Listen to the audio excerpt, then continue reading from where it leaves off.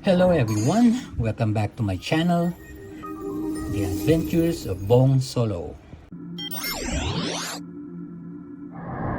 To my subscribers, many thanks. If you're new here, please like, share, and subscribe. Today's episode is about GoPro Max stability on rugged terrains of Pulau Ubin.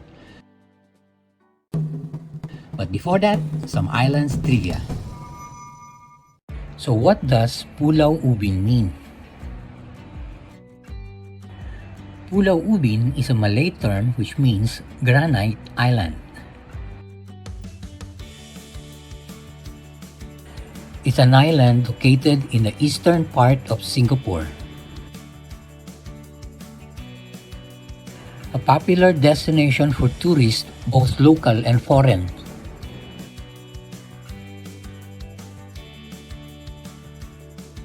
Activities you can enjoy. Trekking the whole island if you can. Mountain biking is a popular choice. Nature lovers will be amazed here.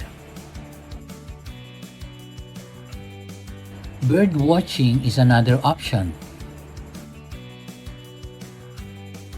Breathtaking views to shoot in every turn. And many more.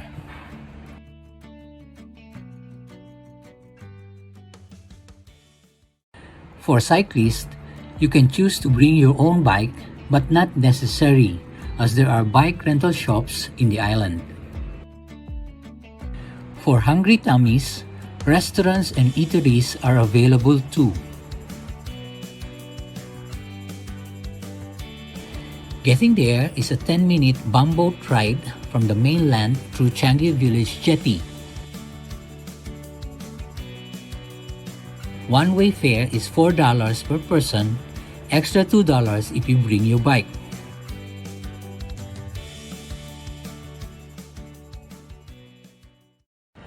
Without further ado, GoPro Max going up against rugged terrains of Pulau Ubin.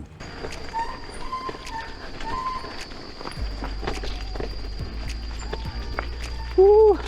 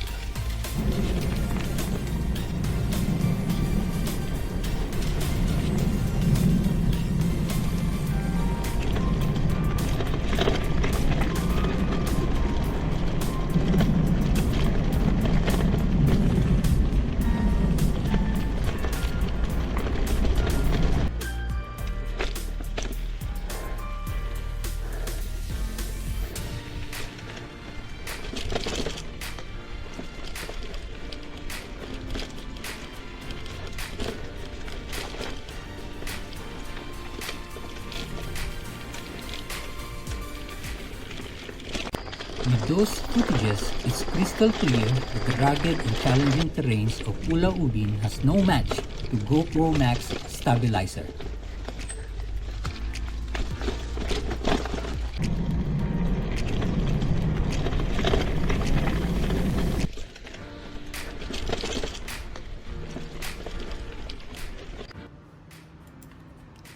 Let me show you the video settings I used. Control your GoPro by connecting to it. Choose video. Tap the pencil icon. Check the resolution. I used 1080. And then the lens. I used Max SB. Check the hyper smooth. Make sure it's on. Same goes with level horizon. It should be on also. Ensure that these two are on so that the stabilizer will work. A quick comparison between off and on of hypersmooth and horizon leveling.